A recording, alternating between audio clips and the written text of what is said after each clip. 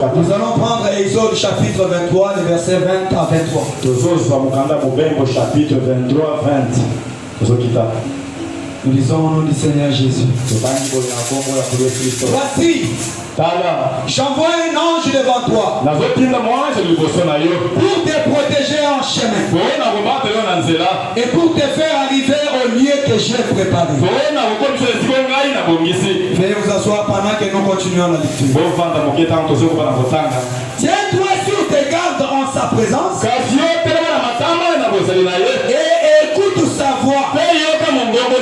Ne lui résiste point, car il ne pardonnera pas vos péchés. Car mon nom est en lui.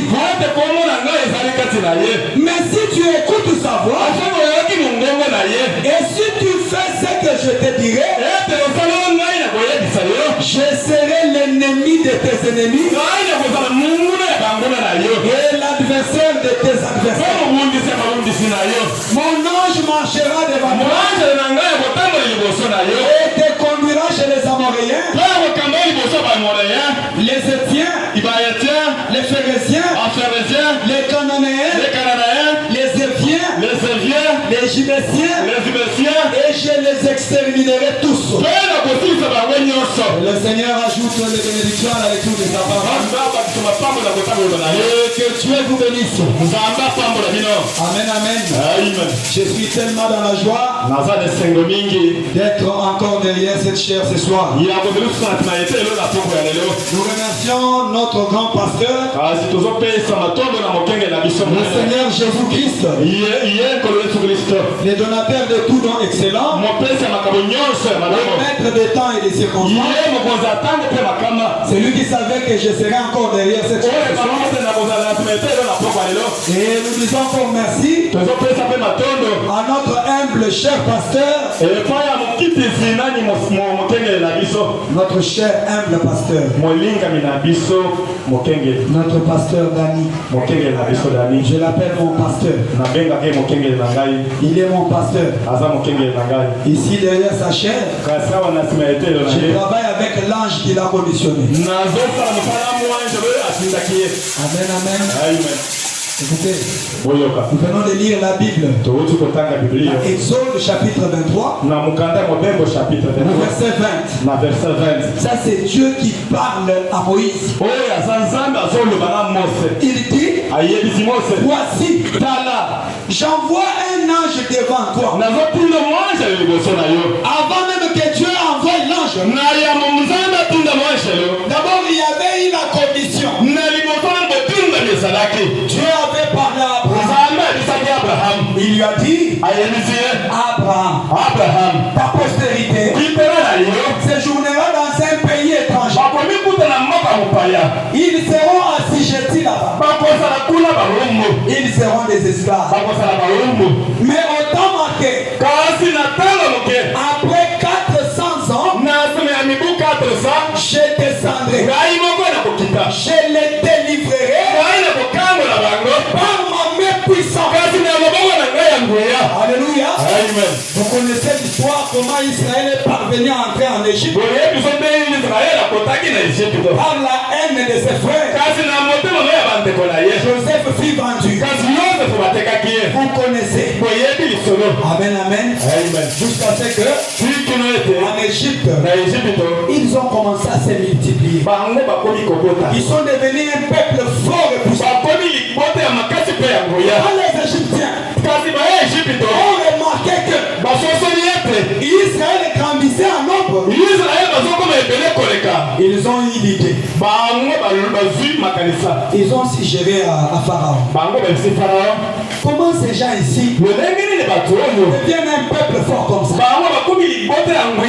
Ça veut dire un jour si on aura la guerre ici, Israël va nous ravir l'Égypte. Qu'est-ce qu'il faut faire?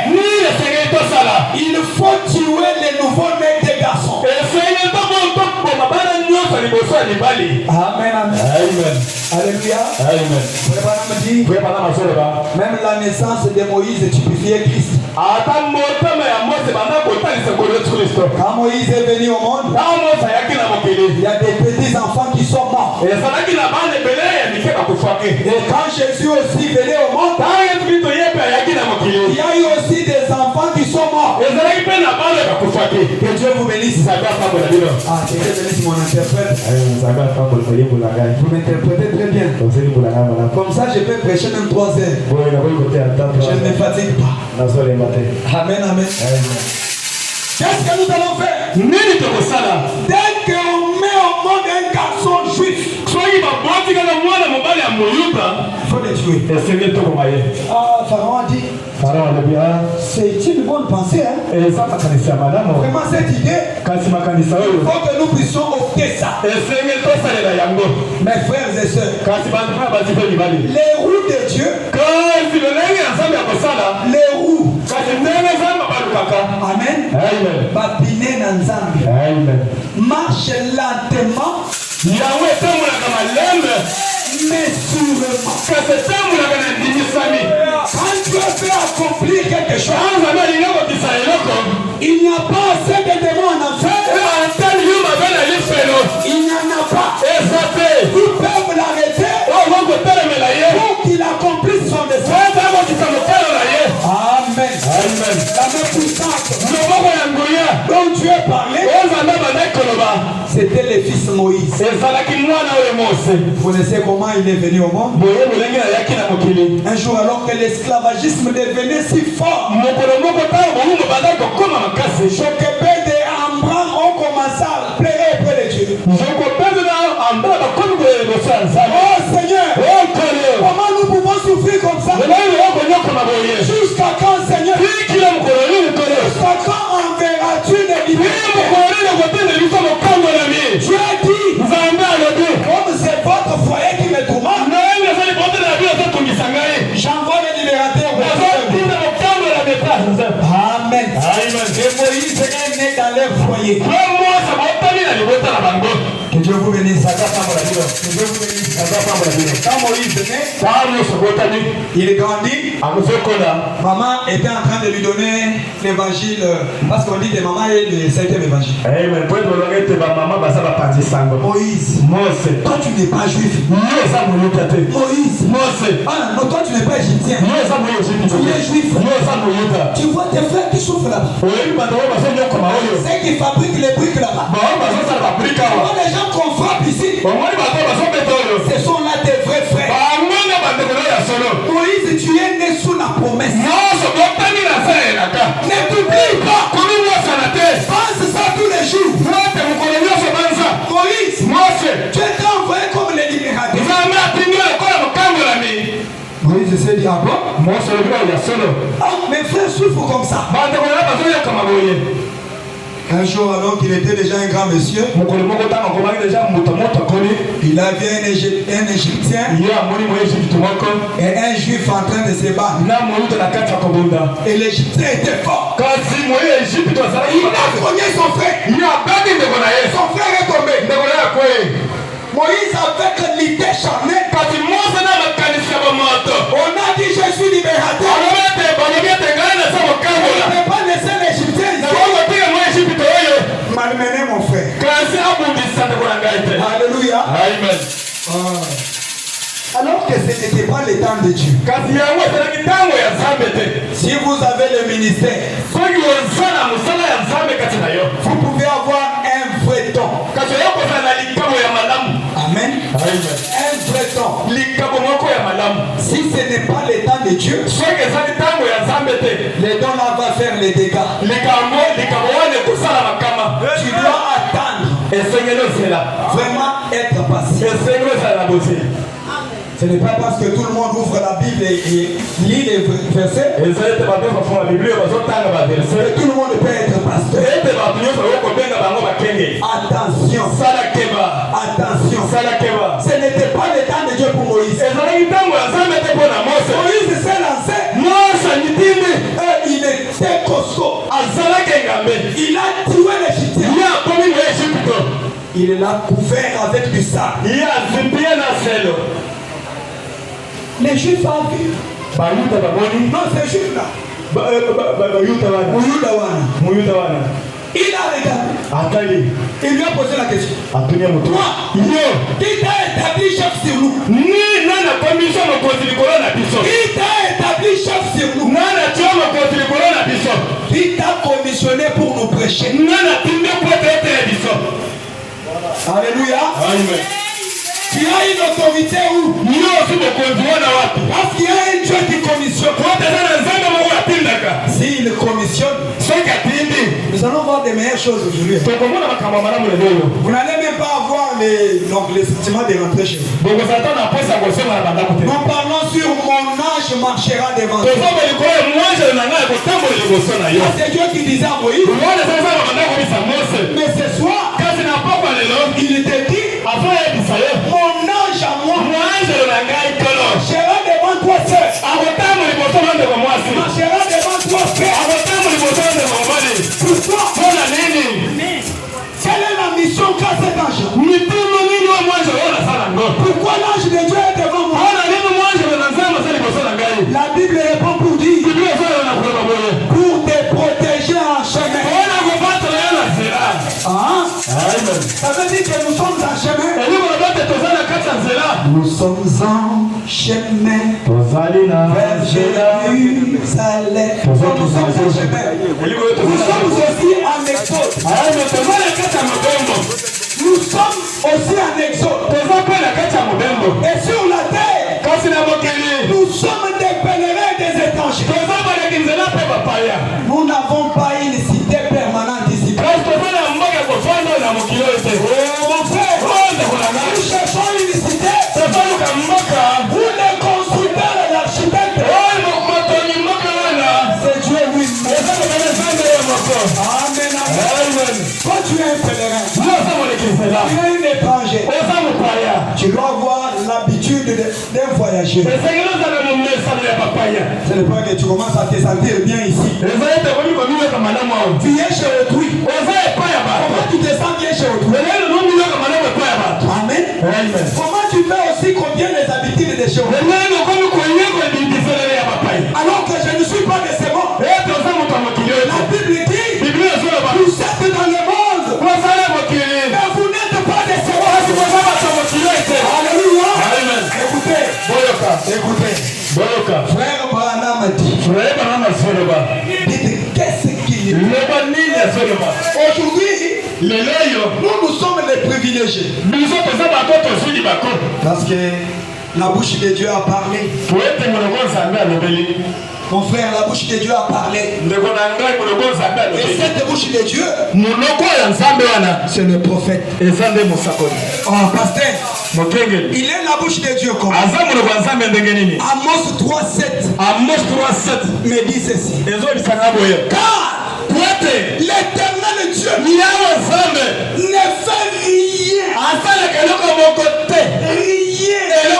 sans savoir révéler son secret à ses serviteurs le prophète. William Branham connaissait les secrets de cet art. Et Dieu est venu à lui. Alléluia. Amen. Lui a donné, lui a ouvert les choses cachées. Lui a ouvert les sceaux. On n'est pas là-bas. Frère Branham dit, Jéhovah Jireh. Prêcher le 22 février 1955. Paragraphe 7a. Nous sommes tellement heureux.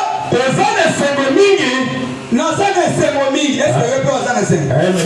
que Alléluia. Vous allez m'excuser. J'aimerais faire un petit exercice. Croyez-vous que nous sommes dans notre maison? Il ne va pas dire ici ce n'est pas son église. Comment il va faire ça? Détrompe-toi. Ça c'est mon église. Ça c'est la maison de mon père. Je vous demanderai de remplir d'abord les devant ici. Dans 2 minutes, faites un peu les mots. On ne laissez pas les trous là-bas. Remplissez le devant ici. Amen, amen. N'est-ce pas que nous sommes dans notre maison? Comment lui va faire ça? Je dois me sentir à l'aise. Papa Dani m'a dit, c'est que quand tu es là, tout va bien. Mais tout va bien. Ah, est-ce que tout ne va pas bien? Je vais vous dire. Si j'avais le temps dimanche, si j'avais le temps dimanche, j'allais venir encore vous prêcher. Parce que je vous aime beaucoup. Amen, amen. Il y a de ceux-là qui cherchent des églises. Une église déjà bien embellie, avec un son impeccable, un pasteur est connu au Congo. Il connaît que quand je vais prêcher là-bas, il y a ceci, il y a cela. Amen. Moi, je ne regarde pas le nombre de gens. Même si vous venez à 10, Dieu a dit là où 2 ou 3 sont assemblés. Le comble est que Christ soit au milieu. Même si nous sommes à Dieu, il va nous oindre. Nous a envoyé dans les quartiers ici, guérissant les malades, ressuscitant les morts. Écoutez, nous sommes tellement heureux de savoir que le Seigneur Jésus ne nous a jamais délaissés. Est-ce que ça ne peut pas te faire du bien? Ça ne peut pas te faire du bien. Tellement dans la joie, tellement heureux de savoir que le Seigneur Jésus ne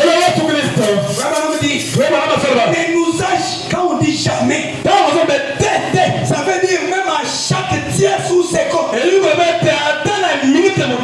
Christ est à tes côtés. Quand tu veux aller te laver, Christ est là. Tu veux aller au marché, il est avec toi. Tu pars au boulot, il est toujours. Alléluia. Ah, je suis tellement heureux. Il ne nous abandonnera pas non plus. Dites Amen. Il a dit, je ne vous laisserai pas comme orphelin. Je serai avec vous.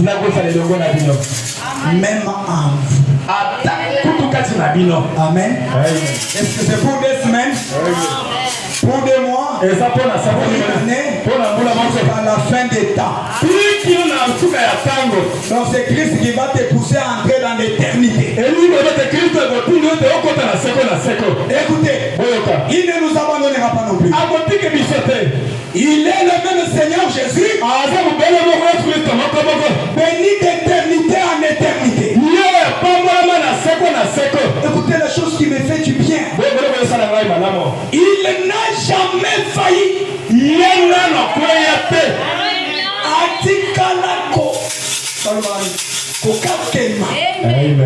Amen. C'est comme ça que je vous avais dit le vendredi là. Amen. Dans notre dictionnaire, il y a des mots qui n'existent pas. Amen. Comme faillir ou impossible. Ça n'existe pas. Amen. Écoutez, il n'a jamais failli. Il est tout aussi réel aujourd'hui qu'il était dans les jours où il a vécu dans l'homme de Galilée. Amen. Christ est aussi réel. Ce soir, on a dit aujourd'hui. Ce soir, de la même manière qu'il marchait dans ces petits hommes de Galilée, c'est de la même manière qu'il est. Mais il est ici, on ne voit pas sa face. Moi je crois Dieu est dans la chair humaine. Je crois Dieu est dans la chair de ma soeur.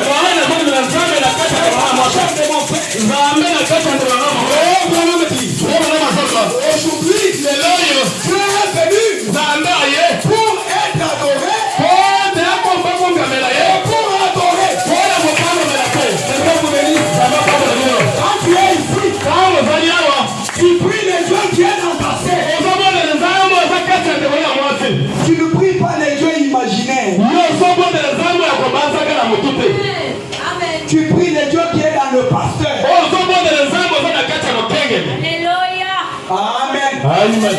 C'est le même Jésus. Changeant de forme. Aujourd'hui, il a pris ma face. Il est venu vers vous. Mais il te nourrit de sa parole. Et écoutez, frère Bala me dit ceci. Ah, que Dieu m'aide. Nous allons avancer. Tu sais que dans notre marche, il n'y a pas de sens de retour. Hein? Amen. Toujours en avant. Soldat chrétien. Toujours comme ça. En avant. Les jours où tu essaieras de faire marche en arrière, il sera comme la femme de l'autre, mais en esprit. Écoutez, le madame me dit ceci. Il n'en était pas ainsi au commencement. La prédication du prophète. C'est prêché le 11 avril. 1961. Est-ce qu'on avance bien? Est-ce que Jésus te nourrit bien? Moi j'ai la foi dans la prière de l'homme de Dieu.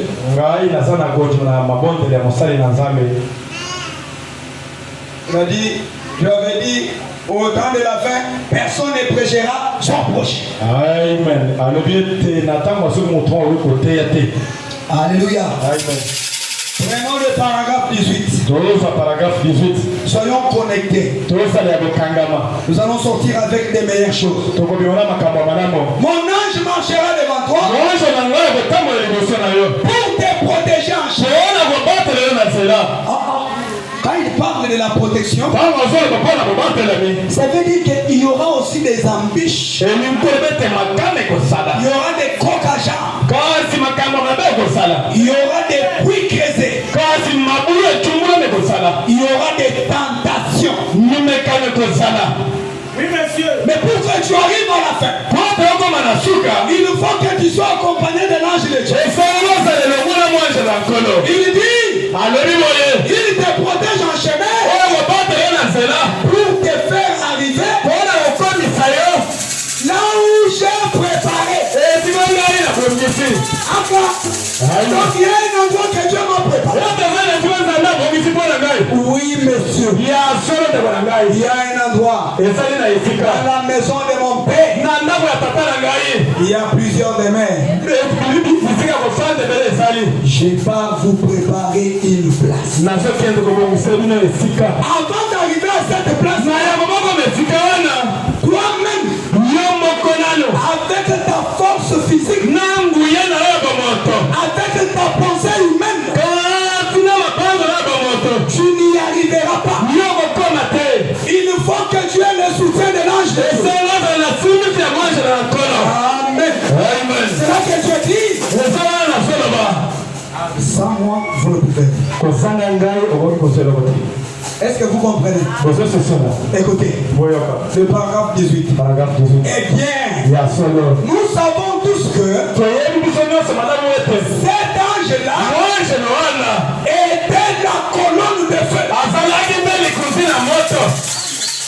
On a dit ça à la marche d'Israël.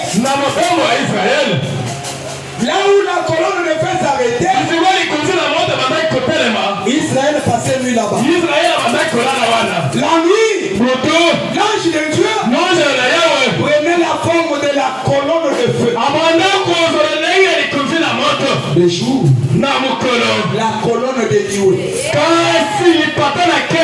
Et au temps de la fin, au temps de la fin, au temps du soir, Dieu n'a pas voulu que l'épouse de son fils puisse avoir un évangile imaginaire. Il puisse lire, non, Dieu conduisait Israël par la colonne de feu. Mais sans avoir dit cela, ainsi que frère Branham dit, il a eu la gentillesse. Il a eu la gentillesse de se laisser photographier. photographier avec Amen. Amen. Il descend, il se confine dans une colonne de feu. Pour faire quoi? Pour rendre témoignage qu'il est le vrai prophète. Bien qu'aujourd'hui tout le monde a sa colonne de feu. Tout le monde a quoi? Il y a même des colonnes de feu dessinées par les informaticiens. Cette colonne de feu, Georgie Lassie. Comment il y a moto? Georgie Lassie. Il a testé. Ils sont entrés dans les labos. Ils ont dit il y avait quelque chose de sur mais ta colonne de feu est approuvée par quel service? Par l'année. Amen. Je me sens bien. Alléluia. Nous savons que cet ange-là était la colonne de feu. On pose la question. Est-ce juste? Amen. C'était la lumière, la colonne de feu qui allait devant les enfants d'Israël et les conduisait. Maintenant, nous savons tous que c'était l'ange de l'alliance. Alléluia. C'est l'ange de l'alliance. Quand il te commissionne, il ne reste pas assis. Il te précède. Alléluia. Il te précède pour te protéger contre la prostitution. Nous en avons marre des mots de fausses nouvelles partout. Tu entends là-bas? Le pasteur est tombé avec la servasse. Vous savez, les démons d'adultère, il ne vient jamais seul. Amen, amen. Pensez aussi. Moi, j'ai mon épouse. Je vais convoiter l'épouse d'un autre frère. Quand je conçois la convoitise, la convoitise m'amène les démons des mensonges, démons d'hypocrisie, la tromperie. Là, je deviens les gens. Comme c'est les gens là. Ce n'est pas du tout comme ça. Tu vois un frère, on vient demander la main à une prostituée. Ce n'est pas d'un coup. Il a fait les études. Il a pris beaucoup de temps. D'être d'abord hypocrite. Et on dit non, il est tombé. Ça, tu crois qu'il est tombé? Qui tombe même pour la première fois, on saura. Quand il tombe plusieurs fois, toujours avec la même sœur.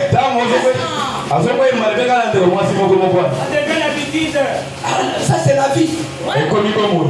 Amen, amen. L'ange ici, quand tu as ta voix, il va devant toi. Moi, je suis de ceux qui croient que Dieu protège les dons.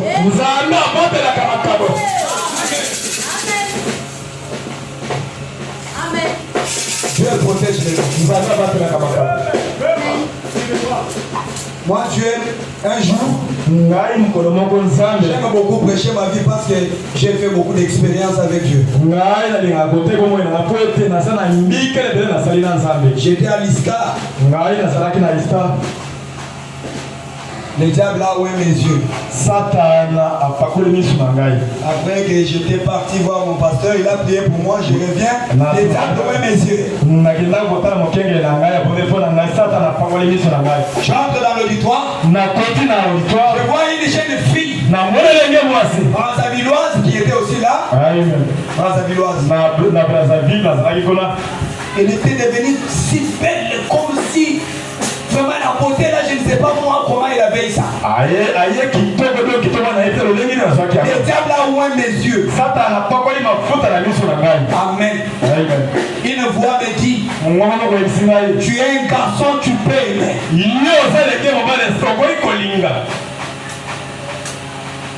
J'ai commencé à parler. Oui, je suis un garçon, je peux. Quand je regarde, j'ai parlé moi-même. Comment je commence à parler? Je pars à la maison. Je viens avec les idées de la baratine. Quand j'entre dans l'auditoire, la première des personnes à voir c'était elle. La voix me revient. Tu es un garçon, tu peux aimer. Je la regarde pour la première fois. Pour la deuxième fois.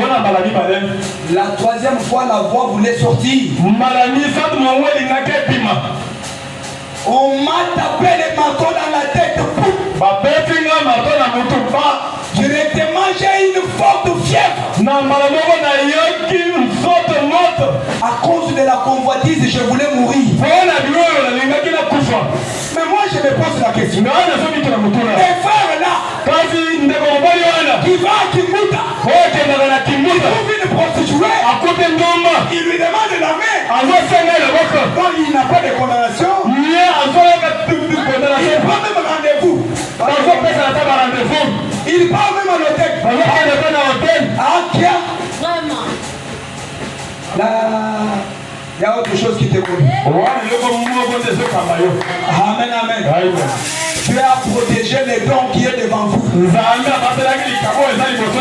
Tu savais qu'il allait utiliser ça pour ça. Frère Branham dit, maintenant, il était l'ange de l'alliance. Lequel était Christ. Donc l'ange qui est devant toi ce soir, ce n'est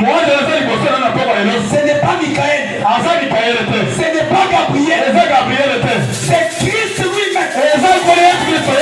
Oh écoutez, c'est dans la Bible, parce qu'on disait ça ici. La Bible. Dieu dit ceci. Dieu doit sur tes gardes en sa présence. Écoute sa voix.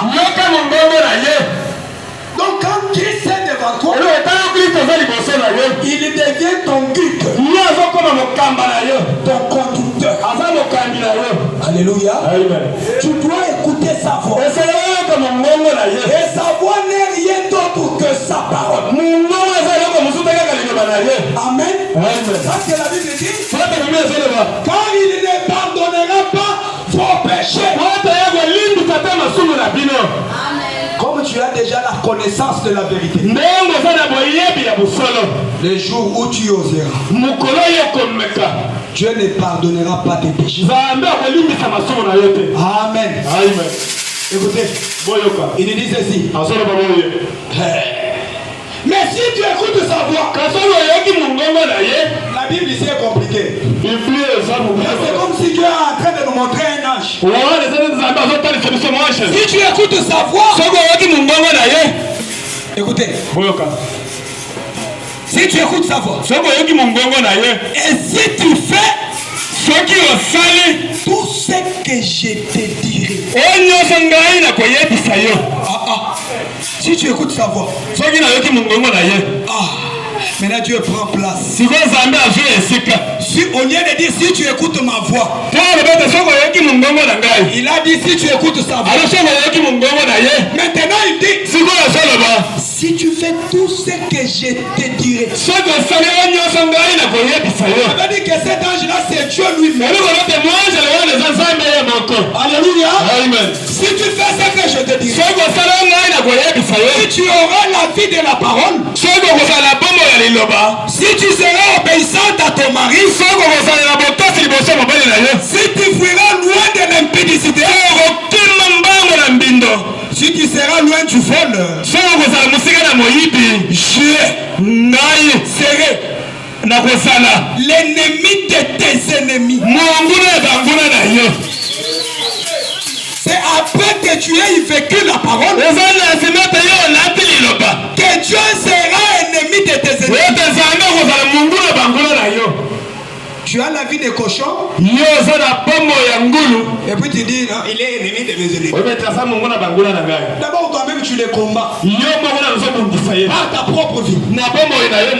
Alléluia. Si tu fais ce que je te dirai, je serai ennemi de tes ennemis, adversaire de tes adversaires. Amen, amen. Écoutez, on part pour finir notre idée ici. Même si on va rentrer à 21h, Jésus peut venir même à 22h. Même si on dort, on va faire la veillée forcée. On va prier toute la nuit. Est-ce qu'il n'y a pas quelqu'un qui a des besoins ici? Il fait que Dieu lui donne la solution. Mais pourquoi pas rester comme ça même jusqu'au matin? Tu es ici, tu as mis les réveils dans ton téléphone. Dès qu'il est 21, juste crier. Le réveil dit. Le Seigneur n'a pas de maille en Dieu. Amen. Écoutez. Il dit. En effet, Christ a dit la même chose. Lorsque les gens lui parlaient, il s'adressait aux Juifs à la fête. Et ils ont dit, tu dis avoir dit Abraham. Parce que Christ était compliqué. Il dit, quand votre père Abraham il a fait tressaillir les joies. Les Juifs ont dit, mais quel est ce monsieur qui n'a même pas 50 ans? Il est audacieux comme ça. Amen, amen. C'est un audacieux. Quand est-ce que lui a vu notre père Abraham? Alléluia. Ils ont oublié que c'est lui qui était dans le fils. C'est celui qui parlait avec Abraham. Lorsqu'Abraham a vu Dieu dans la chair humaine, il a dit Seigneur, je passe pas loin de ton serviteur. Oh mes frères, écoutez, ils ont dit, tu n'as même pas 50. Il a dit, avant qu'Abraham fût, je suis. Alléluia. Il est le grand je suis. Le grand je suis. Il est toujours autant présent. Il n'est pas les je serai ou les jeter. Non, non. Toujours là. Quand tu as besoin de lui, il est Jéhovah. Il est Jéhovah Shammah. Le Shammah signifie l'éternel avec nous. Toujours là. Le grand je suis. Alléluia. Écoutez.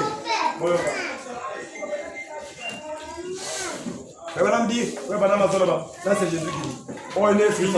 Je suis le rocher qui était dans le désert.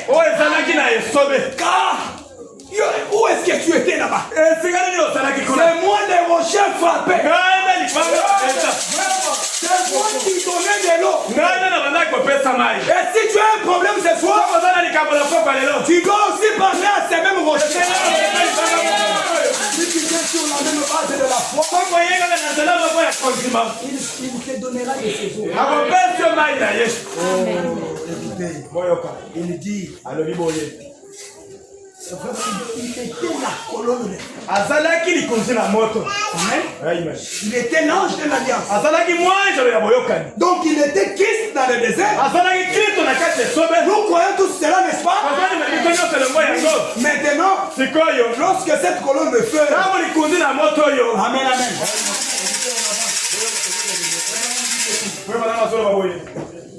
Mon ange marchera devant toi. Moi je n'ai pas de liboso na yo.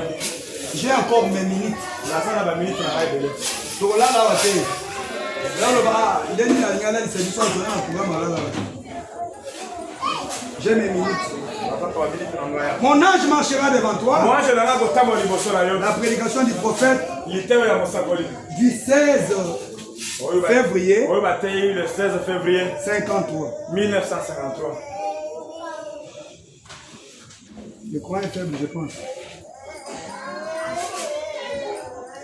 Écoutez, 16 février. Le 16 février.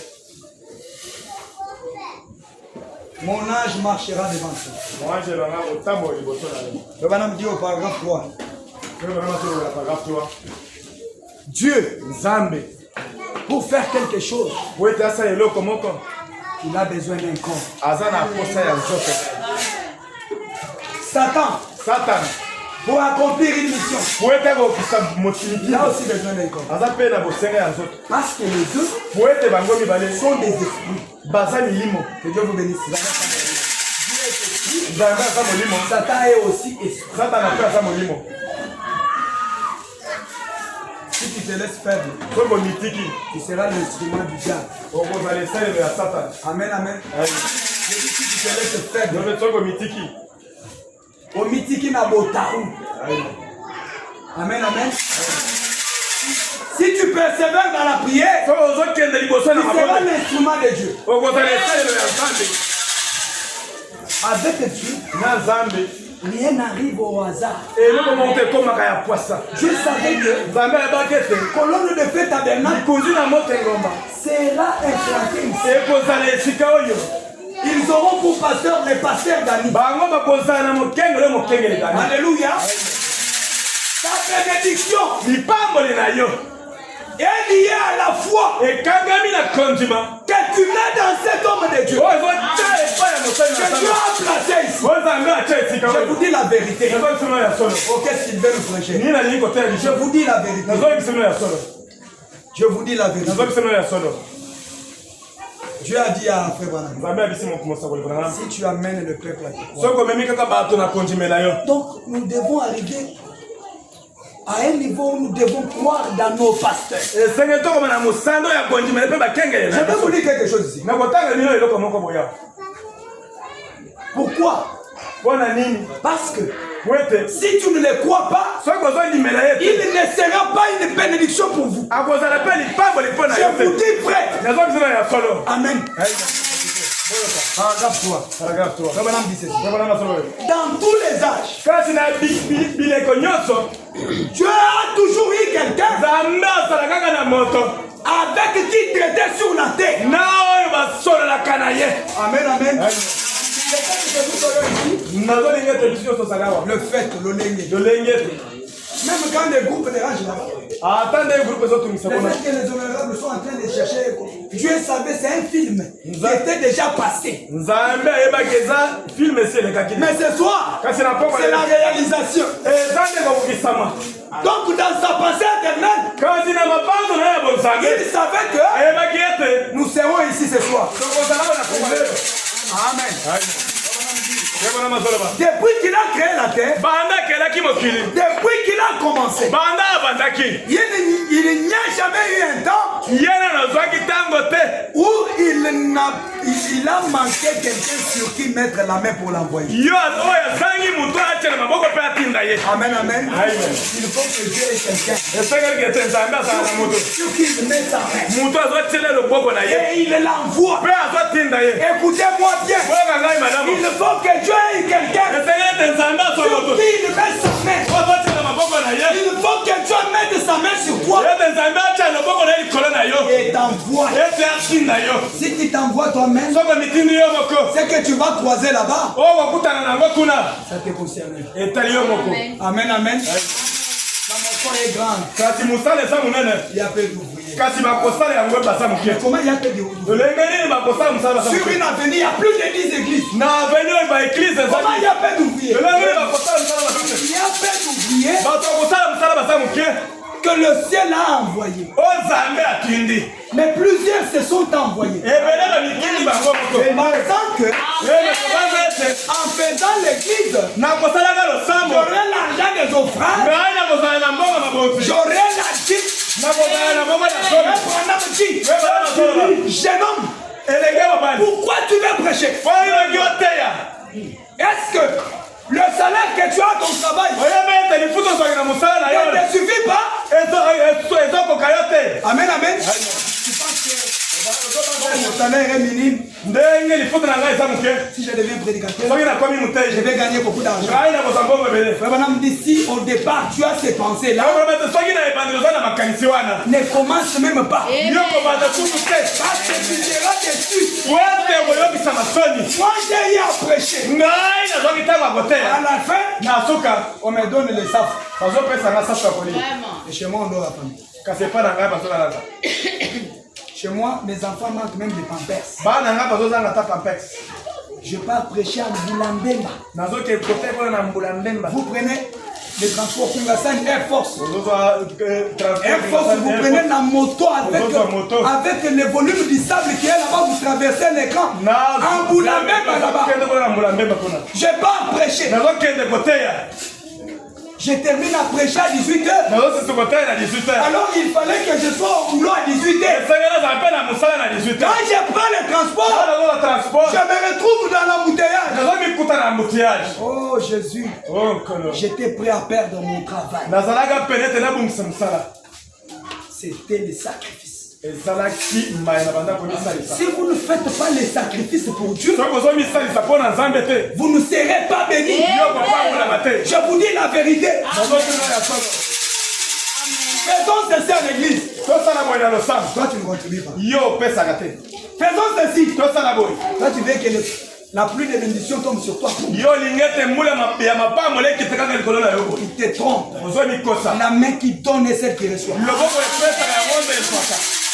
Ah, pasteur, tu commences à me prêcher pour te donner l'argent? Non. Moi, je te montre la voie de la bénédiction. J'aimerais qu'un jour, quand je peux revenir, même après 5 ans, que je trouve cette église à acheter cette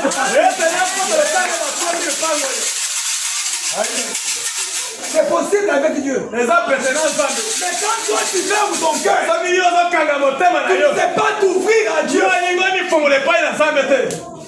5 000 francs, écoutez, Dieu a mis la main sur votre pasteur. Il a traité alliance avec lui. Et je parlais avec lui. Je pense que c'était à 2h du matin. Moi j'ai travaillé la nuit hier. Il m'a envoyé une photo, il était à la montagne en train de prier. Quand il est à la montagne en train de prier, c'est pour toi ça, c'est pour toi frère.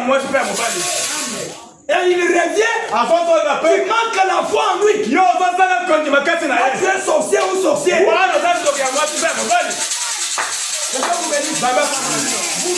croire votre pasteur. Nous sommes des passagers. Tu ne peux pas me comparer à ton pasteur. Non. La manière que Dieu m'a formé, j'ai une constitution au dessin de ton pasteur. J'ai une constitution. J'ai une constitution autre que celle de votre pasteur. Alléluia. Donc, Zambe akelanga na lolenge nanga. Nali na lolenge nanga kote. Nali na lolenge Zambe apesa na mate. Amen amen. Natanga maye Zambe ya solola nanga. Amen. Oh Nzamba solola nanga. Ezali ndenge moko te na ndenge Nzamba solola na pasteur Dani. Amen. Que Dieu vous bénisse. Et nous devons nous faire confiance. Si vous voyez, il me laisse sachet comme ça sans souci. Amen. C'est parce qu'il a compris À ce soli était. Zambazawa. Amen. Souvent l'église agit mal. Diminue un peu le volume ici. Diminue un peu le volume. Parfois, le peuple compare. Celui-ci prêche plus que l'autre pasteur. Qui t'a dit ça?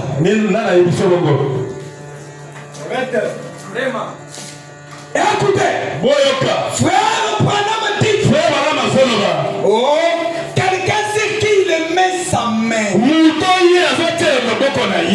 C'est là le problème. Quand Moïse n'avait pas encore eu une touche spéciale de Dieu, il a tué un Égyptien. Réveillez-moi ma soeur qui dort là-bas. Amen, amen. Mais quand l'ange est descendu, Exode chapitre 3, Moïse, j'ai entendu les cris, j'ai vu la souffrance de mon père. Je suis descendu. Comme j'avais fait promesse à Abraham, ma parole ne faillit jamais. Quand elle sort, elle ne peut pas rentrer chez moi sans accomplir la mission pour laquelle elle était sortie. Alléluia. Écoutez. Moïse a tué. Moïse a tué. Et il y a des prédicateurs qui tuent aujourd'hui. Il tue. Vous avez presque tout enlevé là. On a presque volume. Il tue. Parce que Christ ne les a pas touchés. Il compte sur leur capacité de parler. Ce n'est pas savoir bien parler qui signifie qu'on peut prêcher. Parce qu'aujourd'hui on a beaucoup de conférenciers. Alléluia. Que Dieu te croise aussi. Comme il avait croisé Moïse. Moïse, je t'envoie. Et quand il vient, vous ne recevez pas l'homme.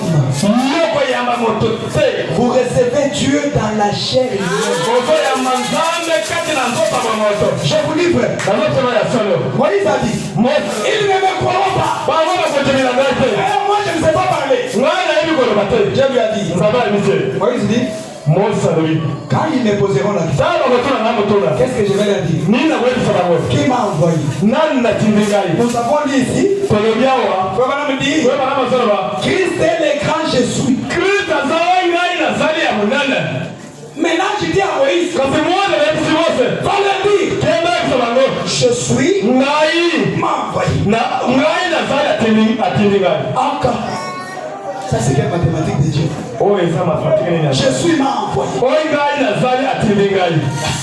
Donc quand vous me voyez là, Dieu s'est vêtu de moi. Dieu s'est enveloppé de ma chair. Alléluia. C'est pourquoi que Moïse avait la capacité d'appeler les mouches à l'existence, d'échanger l'eau devenait le sang, parce qu'il savait là où il se tenait. Frère Branham dit, oh, dans l'histoire des prêchés ici, il y a un temps où les démons vont vous défier. Vous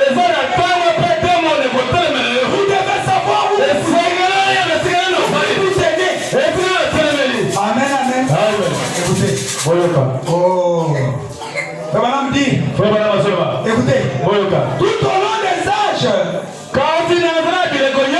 dans chaque âge, il était exactement tel qu'il était au commencement.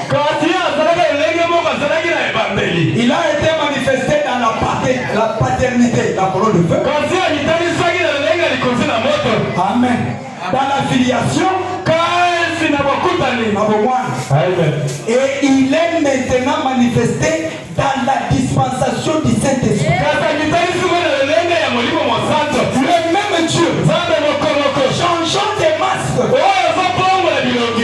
Gardant sa même nature. Est-ce que vous comprenez?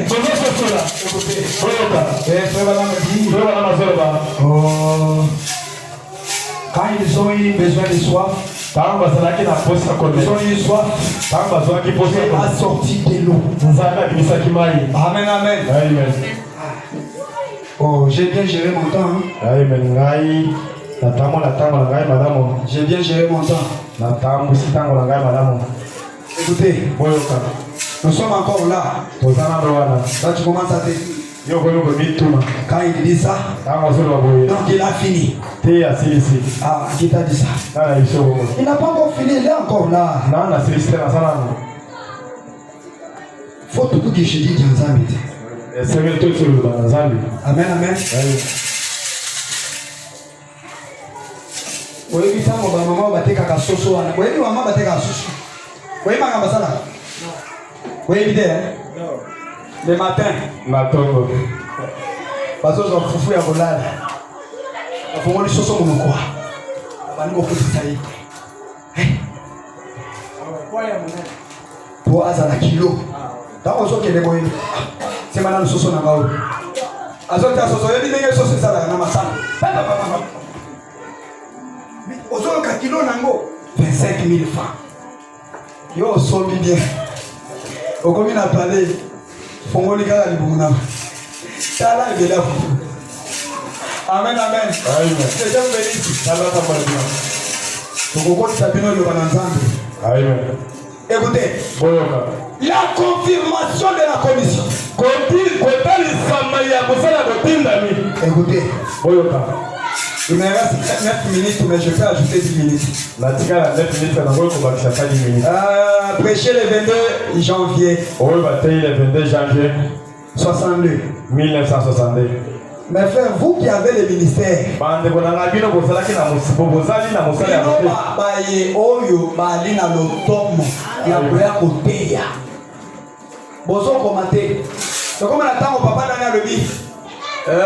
frère Fiston, ce soir, c'est toi.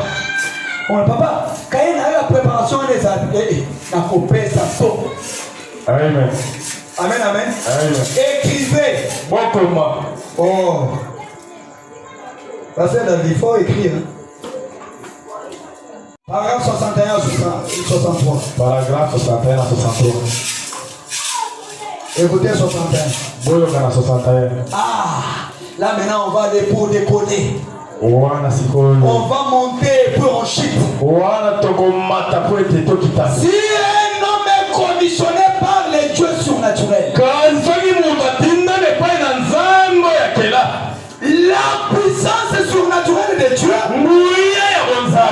sera avec cette commission surnaturelle. Ça c'est l'importance de la commission. Donc la puissance de Dieu est là. Ce n'est pas moi qui fais ces choses. C'est le Père qui demeure à moi. Amen. Le Père qui demeure à moi, c'est lui qui fait ses œuvres.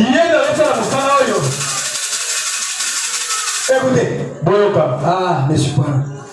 Non pas ce que vous apprenez de par votre doctorat en philosophie. On t'apprend. Quand tu es devant les gens, il faut avoir la manière, frère.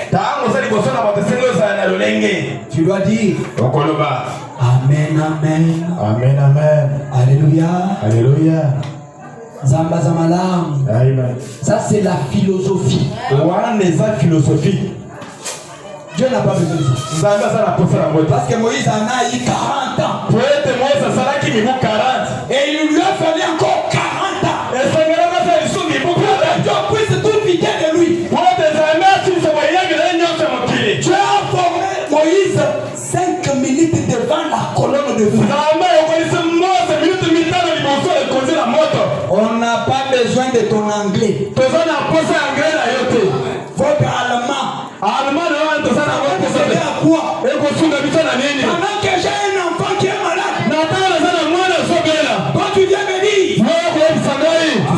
le Seigneur est bon. De merveilleux. Je n'ai pas besoin de ça. J'ai besoin qu'il sorte de l'histoire. Qu'il guérisse mon enfant. Amen, amen. Si un homme est commissionné par Dieu, la puissance surnaturelle accompagnera cette commission. Écoutez, votre doctorat en droit, en algèbre, toutes ces choses, cela confirme votre grammaire.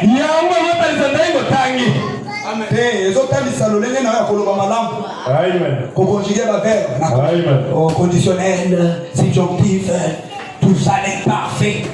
Ça c'est juste la grammaire. Frère Madame dit, cela confirme votre bonne grammaire. Et votre parler à la chair. Lorsque vous dites, Frère Madame dit comme un veau. Amen. Ça c'est pas moi, c'est Frère Madame dit. Mais permettez-moi de vous dire quelque chose. Mais c'est quand vous avez reçu la confirmation de la commission de la part de Dieu qui vous est donné par le Saint-Esprit. Voici les miracles qui accompagneront ceux qui auront. Alléluia. On va amener mort, il va ressusciter. Quelqu'un viendra malade et retournera. Amen. Écoutez, une confirmation. Tu es confirmé parce qu'il est un Dieu surnaturel. Il donnait la puissance surnaturelle pour une libération surnaturelle. Madame dit, je crois. Dieu ne va pas libérer son peuple aujourd'hui par l'instruction. Alléluia.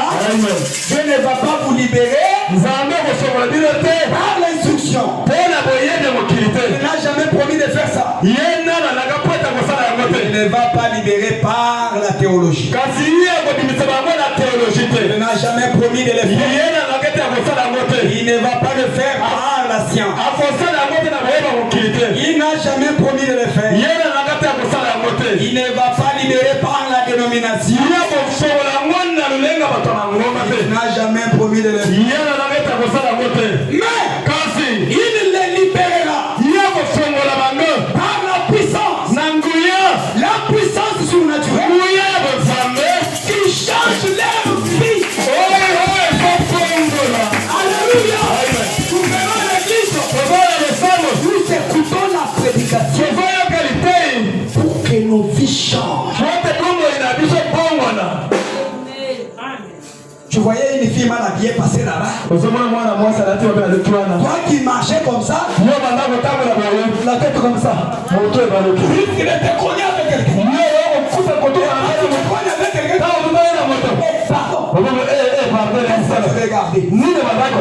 Tu n'as pas encore lu dans la Bible ici. La Bible dit, quand tu marches, garde tes paupières devant. Ne fais pas deuxième regard. Et quand tu regardes derrière, ça t'apporte quoi? Ça va suyer ton âme.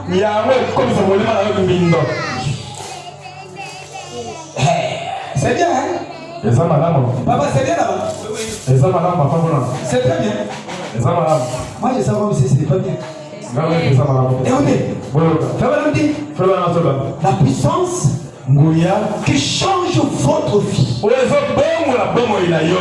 et la façon pour qu'ils deviennent des enfants de Dieu.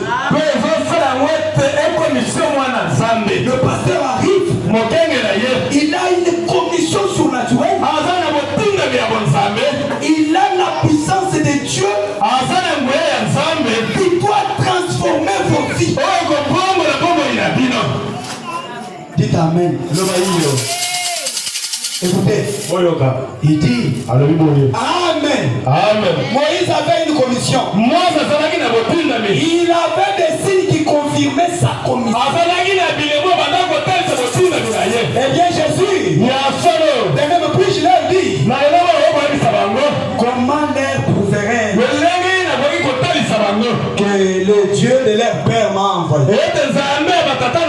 Dieu a dit à Moïse, qu'as-tu dans la main? Jette les bâtons par terre. Tu es devenu le cerveau. Tiens-les par la queue. Là, c'est devenu expérience. Quand tu étais commissionnaire. Oh, écoutez. 63. Oh, ce même Dieu ne peut pas changer. Alléluia. Lorsqu'il a envoyé son église libérer les gens de l'esclavage de l'Égypte, toutes ces choses qui ont lié les gens aujourd'hui, il a dit, voici les miracles qui accompagneront ces gens au Christ. Ça c'est au prédicateur. N'ayez pas peur de prêcher cette parole-là. Si je condamne l'Égypte courte, toute l'église, les sœurs vont partir. Vas-y, tu n'étais pas destiné à la vie. Si je parle de les éziques, l'église va s'inviter. Les dieux qui m'a envoyé, il avait déjà prédestiné les gens qui devaient croire dans ma commission. Si toi tu me fils, l'autre devrait te Amen, amen. N'ayez pas peur. Voici je prêche ceci. J'ai eu à prêcher ça. Moi j'ai eu à prêcher. Dans une église quelque part. Le pasteur était fâché. Il m'a dit, ça c'est quelle sorte de prêcher? Tu prêches avec la dictature kassaïenne. Cette manière de prêcher n'existe plus. Tu dois prêcher avec quelle manière? Oh, il y a une manière de condamner les péchés. Sans faire du mal aux gens. Comment ça? C'est toi qui m'as donné la commission. Alléluia. C'est toi qui m'as donné le Saint-Esprit. C'est toi qui me conduis. Mais je m'abandonne à l'esprit. Qu'il me conduise comme il veut. Écoutez. Oh, n'ayez pas peur de prêcher cette parole-là. Parce que la parole que nous prêchons, c'est pour libérer vos vies. C'est malédiction familiale. Malédiction tribale. C'est moi qui vous appelle. C'est la parole ici. Il y a en elle la puissance. Amen. Et si on ne la prêche pas, qu'est-ce qui va vous libérer? Croyez-vous que nous sommes venus aussi comme ça pour former un parti politique? Ou bien on est venu passer le temps musulman? Passer le temps musulman? Nous sommes en préparation. Et c'est la parole qui vous prépare. Aimez la parole à l'ancienne monde. L'ancien évangile. Nous chantons ça, mais nous n'aimons pas ça. Amen. Écoutez, ne laissez pas les diables vous en dissuader. Parce que ce n'est pas vrai. Il tient sa parole. Dieu tient sa parole. Bien, je crois cela de tout mon être. Alléluia. Prêchez la parole. N'ayez pas peur. Même si si je prêche, refuse avec ton offrande. Pas toi qui m'as engagé. C'est quelqu'un qui m'a engagé. Il nourrit des oiseaux du ciel. Il avait nourri Élie. C'est bon. Et Anganga memeleke Elia lipana musuni ekutaki wapi? Que Dieu vous bénisse. Il y a une cuisine céleste. Un jour j'ai prêché. Je termine à prêcher. Et le pasteur me donne 10 000 francs.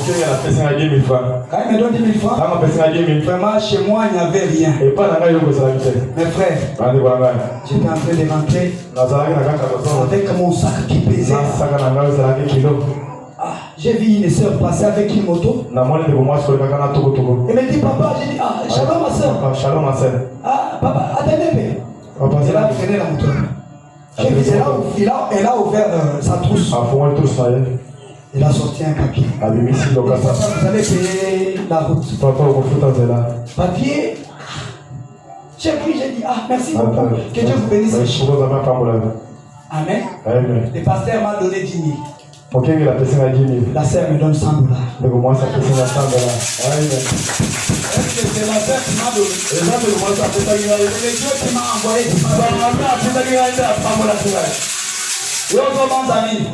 Soit tu tiens offrande de à Kokemba, rien.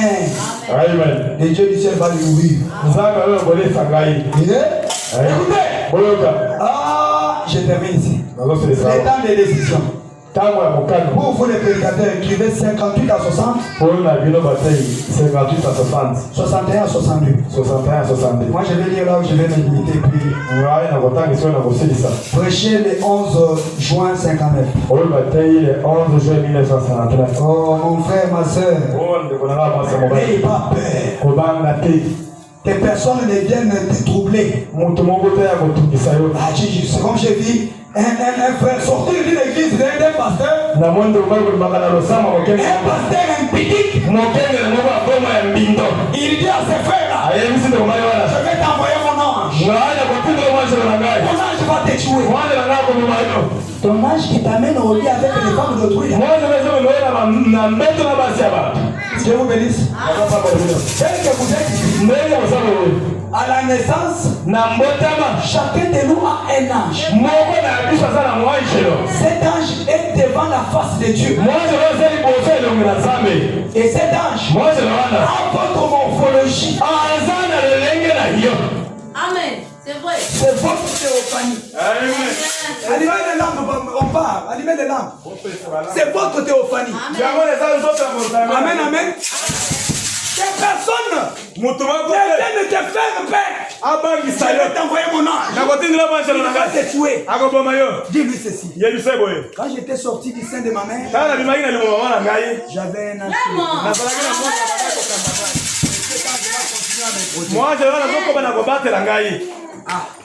Comment ton âge aura la force plus que le mien? Dieu vous bénisse. Écoutez, on va prêcher même sans courant. Au commencement là-bas, il n'y avait pas de courant. Écoutez, c'est prêché le 11 juin 59. Temps de décision. Ça c'est merveilleux. Oh, c'est merveilleux ça. C'est merveilleux. Dieu, bénis-nous. Donne-nous l'argent. Donne à la colonne de feu tabernacle l'argent. Que nous puissions acheter un groupe de zèles. Vous savez là-bas, ça fait tout. On a du courant en permanence. Je crois que le Dieu là est là.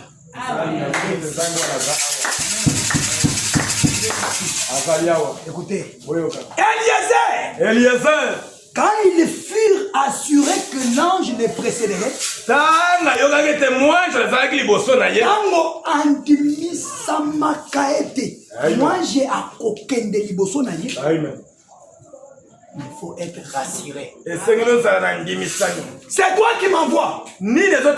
C'est toi qui m'envoies. Pourquoi tu m'envoies? Qu'est-ce qui me rassure que c'est toi qui m'envoies? Toi, un seul message. Je suis l'Éternel. Je te vois comme mon serviteur. Directement demain, on te voit avec la Bible. Je suis pasteur. Demande au pasteur, ils te diront ce qu'ils sentent. Aux hommes, on a un salaire à prestige. Si tu n'es pas créé pour ça, tu vas fuir. Alléluia. Eliezer a accepté. Il a dit, si c'est la volonté de Dieu, j'aimerais que l'ange de Dieu me précède. Frère Branham dit, oh, il a pu décider de partir. Parce que il avait quelque chose qui le soutiendrait. Alléluia. Nous prêchons comme ça. Il y a un ange de Dieu qui nous soutient. C'est lui qui nous donne l'énergie. C'est lui qui nous inspire. Amen, amen. Je pense que cela devra être l'assurance de chaque homme de Dieu qui prêche l'évangile. Les hommes de Dieu, vous écoutez?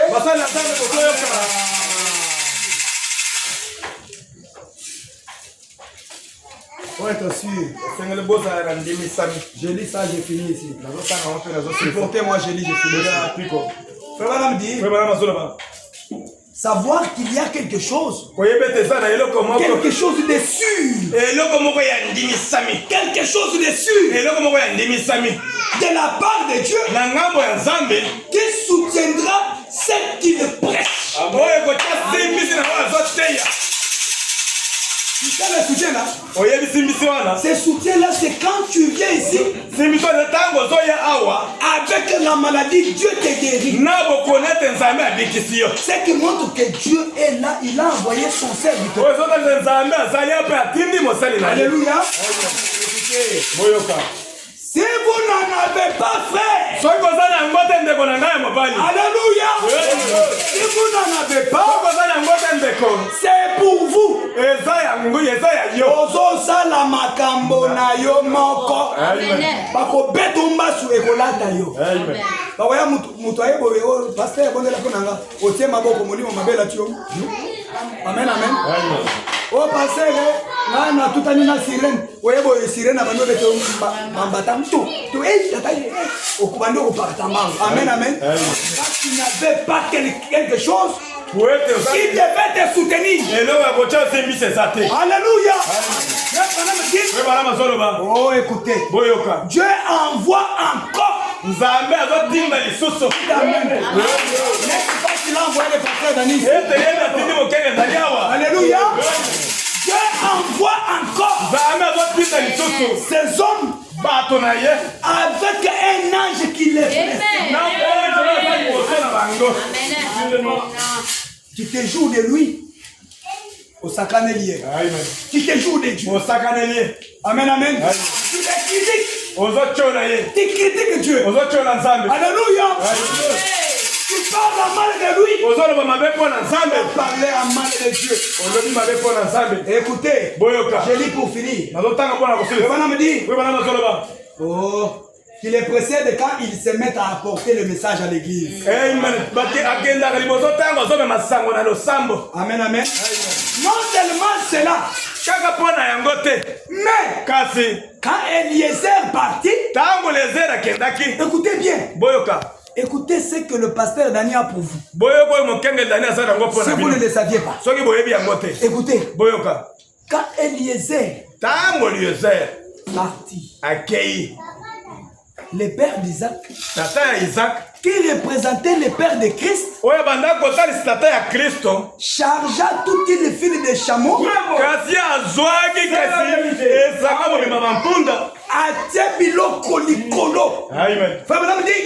des meilleurs dons pour l'épouse.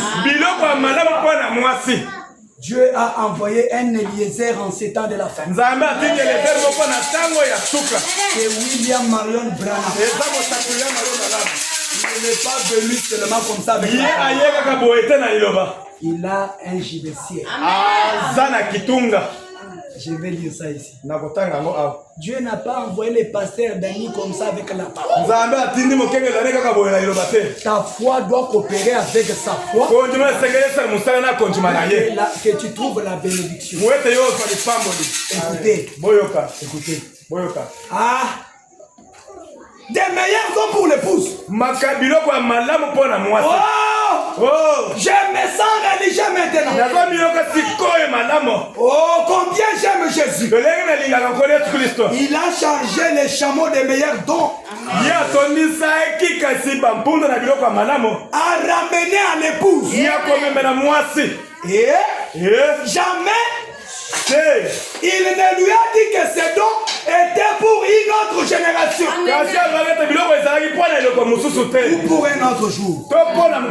Mais ils étaient pour l'épouse. Maintenant écoutez. Alléluia. Écoutez. Moi aussi je me sens religieux. Amen, amen. Alléluia. Frère Branham. Écoutez. Frère Branham dit ceci. Il dit ceci. Tout véritable serviteur de Dieu qui est envoyé a tout un livre plein de promesses. Tout serviteur envoyé à quoi? Un livre rempli de promesses. Écoutez, des promesses divines offrir à l'épouse. Madame dit j'en suis très heureux. Il a des dons là-dedans pour elle. Et il ne lui en refusera aucun. Amen. Il remettra à chacun d'eux loyalement un serviteur. Alléluia. Un serviteur modeste. Oh gloire à Dieu. Un serviteur en qui tu peux mettre confiance. Il n'essayera pas de lui cacher cela. Parce qu'il sait qu'elle est la future reine. Amen, amen. Oh, chacune de bonnes choses. Aucune bonne chose n'est refusée à ceux qui marchent correctement devant Dieu. Tout ce que vous demanderez en priant, voyez que vous refusez. Si vous demeurez en moi et que ma parole demeure en vous, demandez ce que vous voulez et cela vous sera accordé. Le livre en est plein. Et chaque promesse dans les livres est votre. Chaque promesse dans les livres, chaque chapitre, chaque verset, chaque livre.